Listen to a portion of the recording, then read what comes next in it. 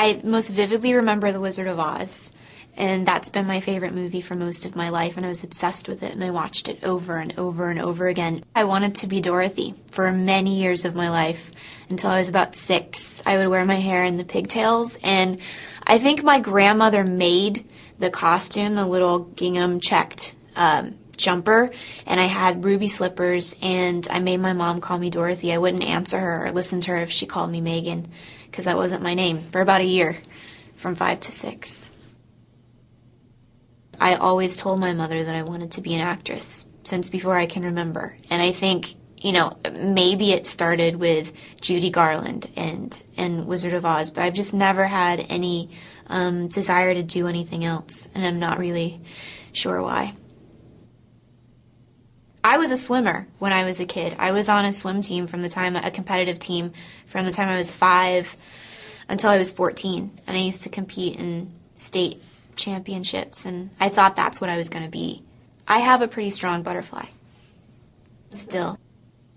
Yeah, I'm much slower than I used to be, which is very sad, but it's still decent.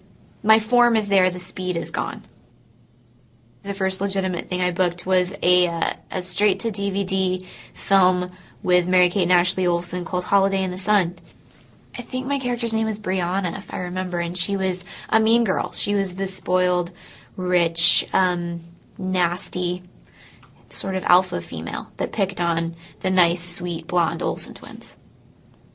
I don't know if people try to typecast me as that. I think I just sort of, for whatever reason, fell into playing a mean girl, and I think more so because there are many more blonde actresses than there are brunette actresses, and so the chances of the heroine being blonde are statistically greater, and so then you want a visual opposite to portray the evil girl, and I am that opposite, I guess. Growing up when I was little, I liked X-Men because my older sister collected X-Men comics, and then when I got to be about 11 and 12, I discovered one called Gen 13. It's basically an offshoot from X-Men, and it's these 3 girls and a guy who's sort of like in and out of the team, and they're superheroes. And there's a little spunky one called Roxy, and I just sort of liked. I named my bird after Roxy, actually. I was a cheerleader for less than a year for like one basketball season when I was in high school. I think more so because it got me out of the house. I was always grounded, and engaging in an extracurricular activity was deemed okay by my parents, and so then I could actually leave my room to go do something, get some fresh air, be outside. And I think that's really probably the main reason I did it. But I was not good at it. It was terrible. I'm also just not built for it. I'm too, I don't know, gangly or waif-like or something. You have to be really strong. I think women are harder on everything than men are. But I think grown women in particular can be, for some reason, really hateful towards me. But teenage girls seem to be, they accept me much more. When I get tattoos, I don't necessarily think them out. I don't put a lot of thought into them the way some people do. There's sort of more impulsive purchases.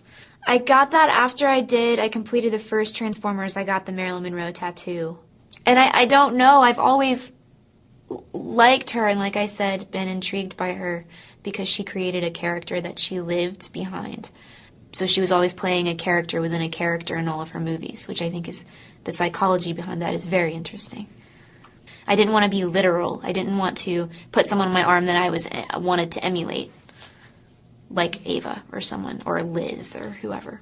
Yeah, it could have been Liz. Maybe I'll get them around. I'll get like a flower of famous faces on my arm.